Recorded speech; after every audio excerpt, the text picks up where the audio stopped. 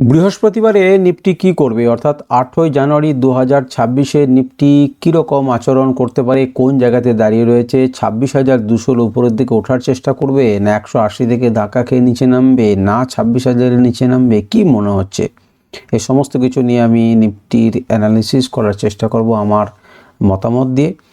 আপনারা শুনুন এই ভিডিও। আমি সুররঞ্জন গঙ্গোপাধ্যায় আপনাদের সবাইকে স্বাগত জানাচ্ছি। চলুন ভিডিওটা শুরু করি। এবং ভিডিওটা শুরু করার আগে একটা ডিসক্লেমার, যেমন প্রত্যেক দিনই দিয়ে থাকি, এটা আমার নিজস্ব অ্যানালিসিস। আপনাদেরকে যে এই অনুযায়ী কাজ করতে হবে তার কোনো ব্যাপার নয়। আপনাদেরকে কোনো রকম বাই সেল রেকমেন্ডেশন কিছু দিচ্ছি না। আপনারা নিজের সিদ্ধান্ত নিজে নিন। আমার অ্যানালিসিস শুনুন, কিন্তু নিজের অ্যানালিসিস করুন এবং সিদ্ধান্ত নিন। আজকে মার্কেটে কি দেখলেন? মার্কেটে দেখলেন যে 26,200 যে আমাদের একটি ভালো রেজিস্ট্যান্সে পরিণত হয়েছিল, সেই রেজিস্ট্যান্সকে কিন্তু আজকে ভাঙতে পারলো না, বরঞ্চ নিচের দিকে অনেকখানি এসেছিল, মোটামুটিভাবে পাতাল দর্শন করে সেখান থেকে সাপোর্ট নিয়ে, অর্থাৎ 26,000-এর কাছাকাছি অবধি চলে এসেছিলো। যদি বেশ কিছু পয়েন্ট ছিল, 50 পয়েন্ট উপরে ছিল, তো সেখান থেকে নিচে অবধি নেমে এসে ধীরে ধীরে বাইং হয়েছে। প্রত্যেকটা জিনিসকে বোঝার চেষ্টা করব, মাল্টি টাইম ফ্রেম অ্যানালাইসিস আপনারা শুনতে পান এবং দেখার চেষ্টা করব যে কী ধরনের ঘটনা ঘটেছিল। মার্কেট 178-এ প্রিভিয়াস ডে ক্লোজ হয়েছিল, ওপেন হয়েছে 143-এ, অর্থাৎ যখনই গ্যাপ ডাউন ওপেন কিন্তু হয়েছিল সামান্য 40 পয়েন্ট 45 পয়েন্টের মতো, সেখান থেকে মার্কেট একটা দ্রুত একটা নিচের দিকে আসে এবং সেখান থেকে আবার উপরের দিকে যেতে শুরু করে। নিচের দিকে এসেছিল লাস্টে সারাদিনে মোটামুটিভাবে 68 হয়েছে, দেখুন 26,000 থেকে একটুখানি উপরের দিকেই এসেছিল, নিচে পর্যন্ত এসেছিল 26,000-এর কাছাকাছি, খুব কাছাকাছি নয়, এবং উপরের দিকে 187.15 পয়েন্টকে আপনাদের মনে থাকার কথা। এর আগে মনে করে দেখবেন 187 পয়েন্টে একদিন দাঁড়িয়ে থেকে সে ব্যাক করেছে, তারপরের দিন 197 ছিল, এক্স্যাক্টলি সেই জায়গাটা থেকেই কিন্তু সে আজকেও ব্যাক করেছে এবং নিচে নেমেছে, খুব বেশি পয়েন্ট নয়, 140 পয়েন্ট এসে সে দাঁড়িয়ে রয়েছে 140-এ, যেটা 26,000 থেকে বেশ কিছুটা উপরে। এবারে চলুন এক এক করে যাই। যদি মান্থলি ক্যান্ডেলকে দেখেন তাহলে উপর দিক থেকে মাথা নামিয়েছে, প্রত্যেক দিনই শুনছেন মাথা নামিয়েছে, নিয়ে কোনো সন্দেহ নেই। উইকলি ক্যান্ডেল যদি দেখেন তাহলে দেখবেন যে আমাদের কিন্তু যে রেজিস্ট্যান্স, যে সাপোর্ট লেভেল ছিল তার নিচে কিন্তু মার্কেট এসে ক্লোজিং দিয়েছে। যদিও এটি উইকলি ক্যান্ডেল এখনও সম্পূর্ণ হয়নি, আমাদের হাতে এখনও পর্যন্ত বৃহস্পতি এবং শুক্রবার রয়েছে। আমরা দেখব এই দুদিনে তার উপরে নিয়ে যেতে পারে, এর উপরে ক্লোজিং দেয়, না আরও নিচে এসে ক্লোজিং দেয়, আমরা সেগুলো সবই দেখতে পাবো। যদি আমরা একটুখানি এই টাওয়ারটার কথা আপনি অনেকবারই আমার কাছে শুনেছেন এবং এই পয়েন্টটাকে কল্পনা করেন বা লাইন দিয়ে জয়েন করেন, তাহলে দেখতে পাবেন যে এরা কিন্তু সেই লেভেলে এসে কিন্তু সাপোর্ট নিচ্ছে। একটু আগে আমি বলছিলাম, একটু আগে মানে আগের দিনই কিন্তু আমি এই নিয়ে আলোচনা করেছিলাম বা তারও আগে আলোচনা করেছি যে এই লেভেলটা কিন্তু গুরুত্বপূর্ণ হতে চলেছে। আপনারা দেখুন রেঞ্জটা, আমি দুটো জায়গাতে দাগ দিচ্ছি, তাহলে আপনারা রেঞ্জটাকে আইডেন্টিফাই করতে পারবেন। এখান থেকে যদি ভেঙেও চলে এসেছিল, কিন্তু এরা ছাড়েনি, এই অংশ ছাড়েনি, এখানে কিন্তু একটা সাপোর্ট জোন হিসেবে সে কাজ করেছে। কিন্তু এখন প্রশ্ন হচ্ছে যে এই সাপোর্ট জোনকে কি ধরে রাখতে পারবে, না আরও নিচে নেমে যাবে?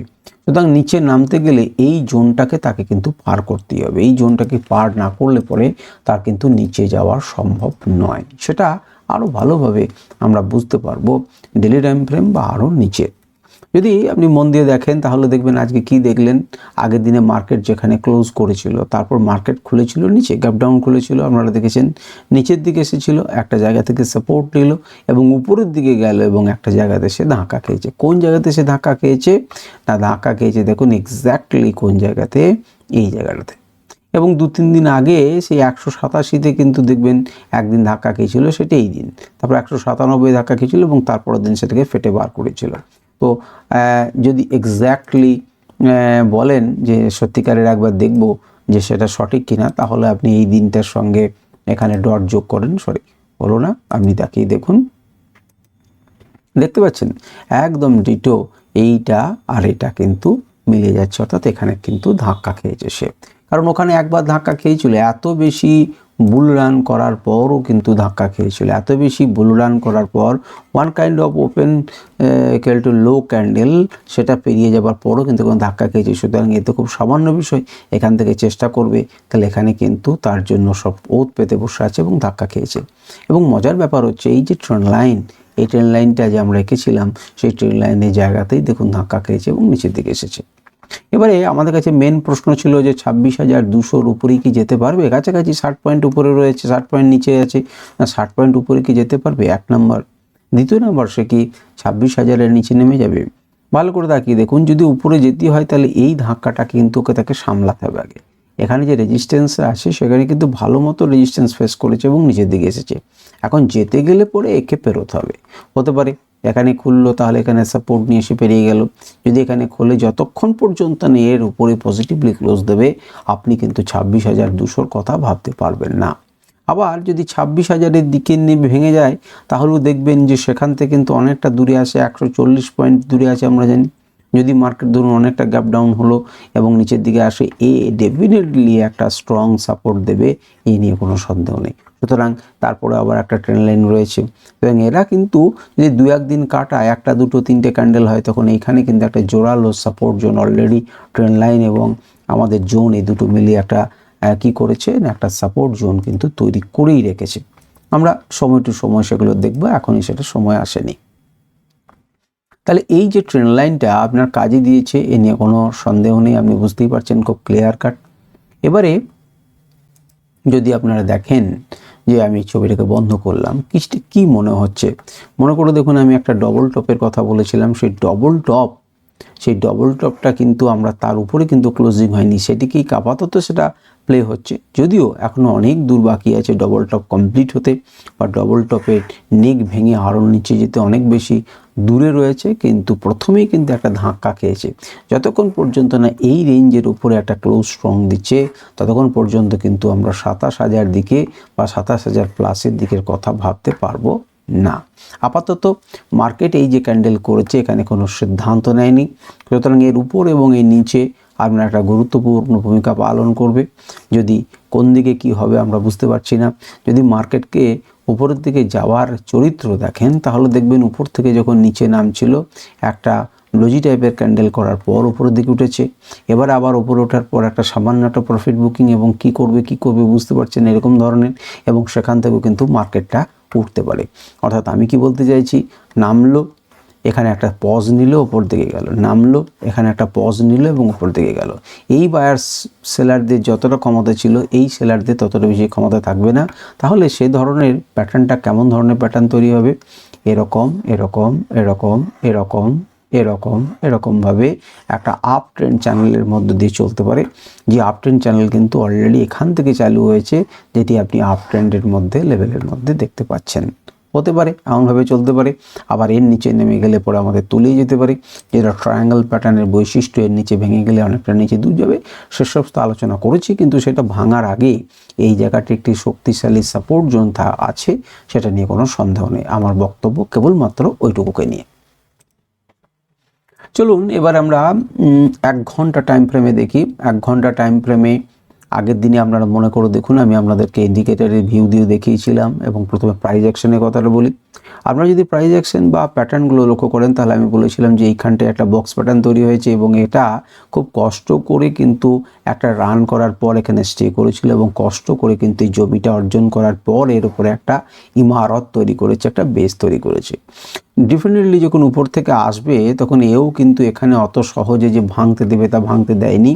আপনারা তাকিয়ে দেখুন যে এই জায়গাটাতেও কিন্তু সেই একই রকম ধরনের একটা কি চলছে, অ্যাজিটেশন চলছে, এবং নিচে নামানো, উপরে ওঠা, নিচে নামানো, উপরে ওঠা, আবার নিচে নামানো, আবার উপরে ওঠা, এই ধরনের খেলাগুলো চলছিল। যেমন উপরে ওঠা, নিচে নামানো, উপরে, দেখুন এইভাবে যেমন খেলা চলছিল এখানেও চলছে। সুতরাং এইটা করার পর একদম ভেঙে দিয়েছে একটা ভাব তৈরি করেছিল, তো সেখান থেকে মার্কেটকে উপরে তুলে নিয়ে গেছে। প্রথম ক্যান্ডেলটাকে যদি লক্ষ্য করেন, এই ক্যান্ডেলটা 9টা 15 মিনিটের ক্যান্ডেল, এটা 1 ঘন্টা টাইম ফ্রেমের ক্যান্ডেল। তো দেখবেন প্রথমে যখন নিচে নামিয়েছিল, এক্স্যাক্টলি আমাদের লেভেল থেকে সাপোর্ট নিয়ে মার্কেট উপরে গেছে, কিন্তু উপরে এসে রাখতে পারেনি, সেখান থেকে কি করেছে, নিচে নেমে এসেছে এবং তারপরে আবার সেটাকে কিছুটা হলে পরেও সে কিন্তু রিকভারি করেছে। শেষ মুহূর্তে একটা পঙ্গু ক্যান্ডেলের সামান্য একটু প্রফিট বুকিং এসছে, একটা এখান থেকে কিন্তু বাইং এসেছে, অর্থাৎ এই লেভেল থেকে একটা জোরালো বাইং এসছে। আসবে নাই বা কেন, এখান থেকে কিন্তু একটা জোরালো প্রমাণ করেছিল যে লেভেলকে আমি ভেঙেছি, এবং এটা যাবার চেষ্টা করেছিল, ভাঙতে পারেনি, এখানে একটা বড় ক্যান্ডেল দিয়ে ভেঙে দিয়েছিল। সুতরাং এই লেভেলটা কিন্তু আমাদের কাছে একটা গুরুত্বপূর্ণ লেভেল, নিফটির কাছে গুরুত্বপূর্ণ লেভেল ছিল, যেটি বায়াসটা কিন্তু খুব সন্তর্পণে জিতেছে। আরও যদি আপনি একটু উপরে নিয়ে যান তাহলে আরও ভালো চরিত্র আপনি বুঝতে পারবেন। দেখুন এখান থেকে একটা গ্যাপ আপ ওপেন হওয়ার পর ঠিক এই জায়গাটা থেকে একটা বাইং এসেছিল, যখন এখানে একটা পজ নিয়েছিল, জোরালো করে ভেঙেছিল, এ প্রমাণ করেছিল, ভেঙে দিয়ে রিটেস্ট করে উপর দিকে গিয়েছিল। এবারে যখন আবার এর পালা আসছে তখন স্বাভাবিকভাবেই এখান থেকে যে একটা সাপোর্ট নেবে সে নিয়ে আর আমাদের বলার কী আছে। আমি আরও আগে গেলাম না, আরও আগে গেলে পরে আপনারা গুরুত্বপূর্ণ আরও লেভেল দেখতে পাবেন, সেই সমস্ত আপনাদেরকে আগে ব্যাখ্যা আমি করেছি। এবারে আমি আপনাদের কাছে ইন্ডিকেটরের একটা কথা বলি। ইন্ডিকেটরের যেহেতু আমি আগে দেখিয়েছিলাম, সুতরাং আমি এখানে যতদূর সম্ভব সিগন্যাল ইন্ডিকেটর ব্যবহার করে আপনাকে দেখিয়েছিলাম যে উপরে আমাদের শর্ট সিগন্যাল জেনারেট হওয়ার পর মার্কেটে টার্গেট দিচ্ছে এবং আগের দিনে এখানে ক্লোজ করে মার্কেট এখান থেকে উপর দিকে গেছে। তখন আমি বলেছিলাম যে নিচে যদি ক্লোজ করে এবং উপরের দিকে যায়, ঠিক আছে, এর উপরে যদি থাকতে পারে খুব ভালো কথা, না হলে পরে 8 নম্বর টার্গেটটা কিন্তু আমাদের ফুলফিল হতে পারে। তো মার্কেটে দেখতেই পেলাম যখন নিচের দিকে আসছিল এবং ধীরে ধীরে দেখুন 8 নম্বর টার্গেট ফুলফিল হয়েছে এবং তারপর শো পড়ে গিয়েছে এবং কোন জায়গাতে ধাক্কা খেয়েছে এবং আমাদের যে সামনের যে রেজিস্ট্যান্স ছিল সেটাকে কিন্তু টপকে গিয়ে ক্লোজিং দিয়েছে। মোটামুটিভাবে আমরা বলতে পারি 6-7-এর উপরে এসেছে। সুতরাং উপরের দিকে একটা ঘুরবো ভাব তৈরি হয়েছে। এখানে আরও একটা জিনিস আপনাদেরকে অবজারভেশনের জন্য আমি দেখাচ্ছি, সেটা হচ্ছে যারা এ পর্যন্ত অপেক্ষা করে রয়েছেন তারা দেখুন দুটো দিনকে আমি আপনাদেরকে লক্ষ্য করতে বলছি। একটা হচ্ছে 5 নম্বর দিন এবং একটা দিন হচ্ছে 7 নম্বর দিন, অর্থাৎ 5ই জানুয়ারি, আমরা 5th জানুয়ারি এবং 7th জানুয়ারি এই দুজন ডেটকে চেক করব। এটা হচ্ছে 5th জানুয়ারি। এখানে কি ধরনের প্যাটার্ন ঘটেছিল দেখুন তো। একবারে দ্রুত নিচে এসেছিল এবং নিচে যত দূর এসেছিল সঙ্গে সঙ্গে রিকভারি করে উপরে তুলেছিল এবং সেই জিনিসটাকে কিন্তু শেষ অবধি কী করেছিল, ক্লোজ করার পর রিটেস্ট করেছিল। আমি আপনাদেরকে ব্যাখ্যাতে বলেছি। এবারে 7ই জানুয়ারিতে ফেরত আসুন। দেখুন নিচের দিক থেকে নাম্ব করেছে, সেখান থেকে রিকভারি করেছে মার্কেট, সেই কিন্তু আবার নিচে নেমেছে। কিন্তু আজকের যে ঘটনাটা ঘটেছে আর আগের দিন যে ঘটনাটা ঘটেছিল তার মধ্যে দেখুন একটা পার্থক্য রয়েছে, বেসিক ডিফারেন্স রয়েছে। সেইটাকে লক্ষ্য করার চেষ্টা করো। বেসিক ডিফারেন্সটা কি?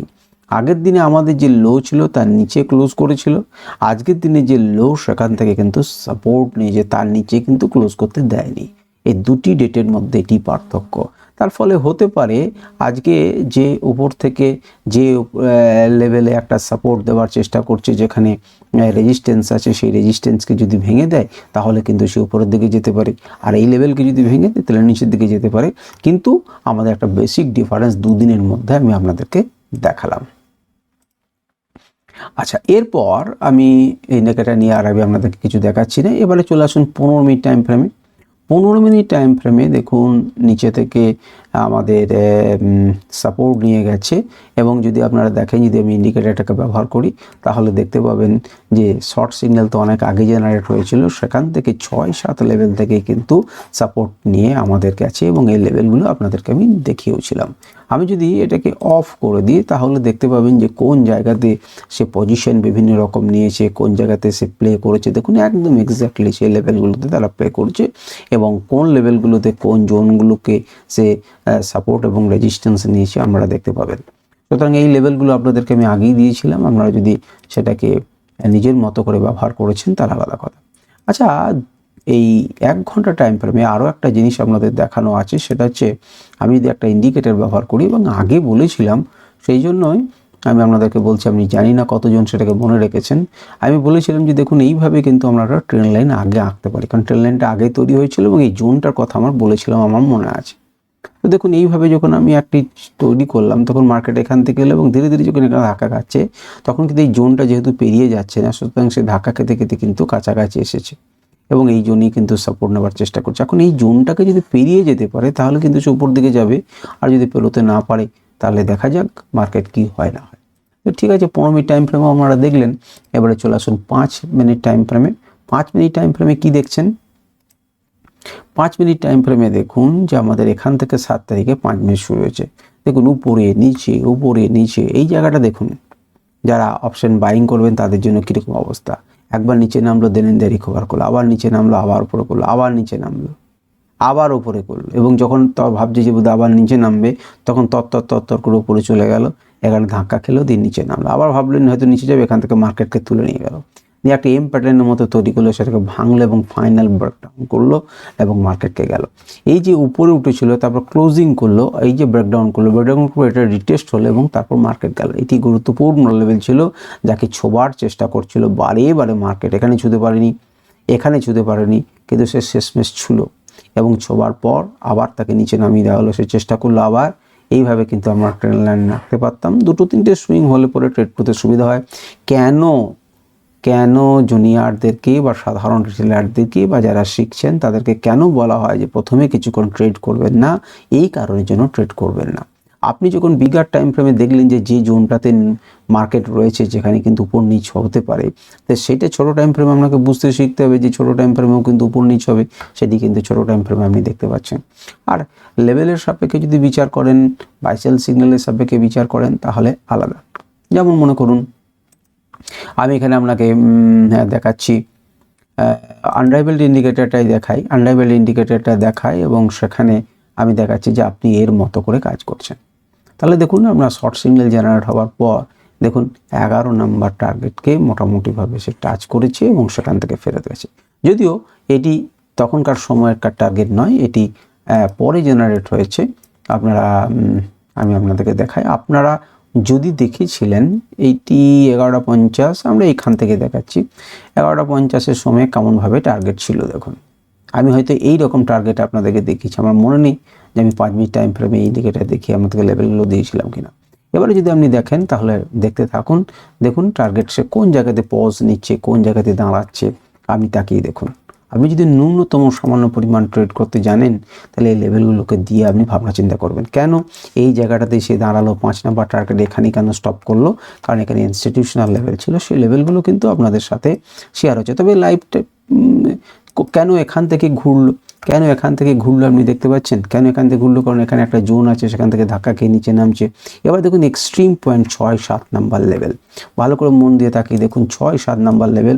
এই 6-7 নাম্বার লেভেলটাকে বারে আপনাদেরকে বলেছি রিভার্সাল জোন কাছাকাছি, দেখুন এখান থেকেই ঘুরছে, 6-7 নাম্বার লেভেল থেকে ঘোরার চেষ্টা করছে এবং তারপর আবার নতুন ভাবে সে সিগন্যাল জেনারেট করেছে, আরও পরে নতুনভাবে সে সিগন্যাল জেনারেট করেছে একটা নির্দিষ্ট সময় পর, এবং তার জন্যই কিন্তু আমরা কি দেখতে পাচ্ছি যে আমাদের এইভাবে কিন্তু সে কাজটা করেছে। ঠিক আছে, তো ঠিক আছে, আমাদের এই হচ্ছে 5 মিনিট টাইম ফ্রেমে ইন্ডিকেটরের আলোচনা, এবং আমরা লেভেল তো দেখতেই পাচ্ছেন, এই লেভেল অনুযায়ী আমরা কাজ করার চেষ্টা করুন। আপনি যদি আরও একটু বড় করেন তাহলে কাছাকাছিভাবে এইভাবে একটা ট্রেন্ড লাইনকে ড্র করতে পারেন। এই ট্রেন্ড লাইনের উপরে যদি যায় তাহলে আপনি যেতে পারেন, এবং এইখানটা আবার তাকিয়ে দেখুন কি পরিমাণ এখানে যুদ্ধ চলছে এবং খিচিবিচি চলছে, এবং এই দিকটা তাকিয়ে দেখুন কি পরিমাণ যুদ্ধ চলছে, খিচিবিচি চলছে। তাহলে কিন্তু আপনি বুঝতে পারবেন যে এখানে আমার মারপিট চলছে, আমি সাবধান হতে পারবেন। আপনি যদি এখানে ডাইভারজেন্স ইন্ডিকেটরটা ব্যবহার করি তাহলে আপনি দেখতে পাবেন যে বারে যেখানে বুল ডাইভারজেন্স দিয়েছে মার্কেট কিন্তু উপরে গেছে। বুল ডাইভারজেন্স দিয়েছে কেন? এখানে ভলিউম বুল ডাইভারজেন্স হয়েছে এবং দেখুন মার্কেট উপরে দিকে গেছে। এখানে দেখুন ভলিউম বুল ডাইভারজেন্স দিয়েছে, মার্কেট কিছুটা হলো পড়ে গেছে। স্টকেস্টিক বুল ডাইভারজেন্স দিয়েছে, উপর দিকে গেছে। সুতরাং এগুলো সহজে এখান থেকে বোঝা যায় কোন পজিশনে, এবং এখানে একটা ইএমএ লাইন রয়েছে যেটি আপনাকে ধাক্কা দেওয়ার চেষ্টা করছে, সেটা আপনি ক্লিয়ারলি বুঝতে পারতেন। তো যাই হোক, এই হচ্ছে আমাদের আলোচনা। আমাদের ভিডিও এমনিতেই অনেকখানি বড় হলো। আজকের আলোচনা এই পর্যন্তই। নমস্কার, ধন্যবাদ। আপনাদের কেমন লাগছে আপনারা অবশ্যই বলবেন, এবং আশা করি আপনাদের কাজে লাগছে। নমস্কার, ধন্যবাদ, ভালো থাকুন, সুস্থ থাকুন।